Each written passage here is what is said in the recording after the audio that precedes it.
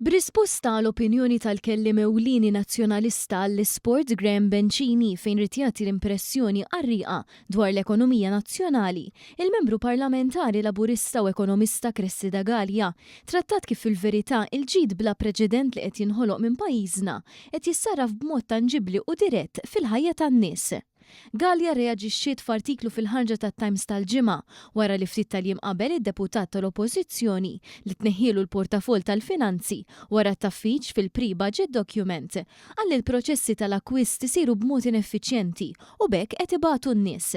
Minkejja dan l-ekonomista parlamentari laburista sostniet li l-Oppożizzjoni permezz ta' Bencini qed tonqos milli semmi fatti konkreti dwar kif il-familji Maltin u Għawċin qed jgħixu ħajja aħjar milli kienu taħt l-amministrazzjoni nazzjonalista.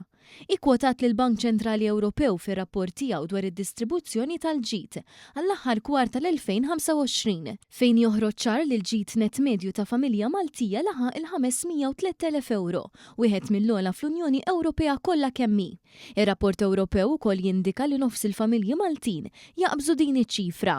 Hawn id-deputata laburista qablet dan il-livell tal-familji Maltin ma' dak tal-familji Ġermaniżi u Franċiżi li l-ġid net tagħhom ilaħaq mal-erba' darbit inqas b'127,000 euro u 185,000 euro rispettivament. Gallia wkoll irreferita d-depożiti tal-Maltin fil-banek lokali li fl-aħħar tal-2024 laħqu l-25.42 biljun euro u anke għal rapport tal-Fond Monetarju Internazzjonali l-IMF li qal li l-assi ta' djar f'pajjiżna jammontaw għal 206% tal-prodott domestiku gross, waqt li d-din fuq proprjetajiet ilaħħaq madwar 60% tal-PDG.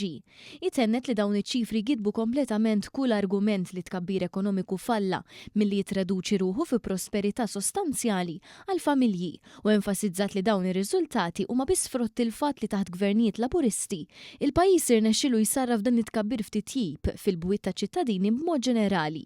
Waqt li Bencini trattaw ukoll il-pensjonijiet Gallia nnutat kif il-kontabilità tiegħu mhix kompluta għax teskludi miżuri oħrajn li qed igawdu minnhom pa' trasport pubbliku b'xejn u s-sussidji fuq l-enerġija fost ħafna oħrajn. Il-membru parlamentari laburista referit ukoll għall-indiċi tal-benesseri li tnieda l-ewwel darba fil-manifest elettorali tal-gvern u li għandu lan li f'din il-leġislatura l-ġdida itejjeb il-kwalità tal-ħajja b'25%. Dan ukoll ifisser li l-gvern se jara li l-prodott domestiku gross ma jkunx l-uniku kejl tas-suċċess ekonomiku imma li dak li tassew jgħod jiġifieri jekk il-ħajja tan-nies hux qed titjieb.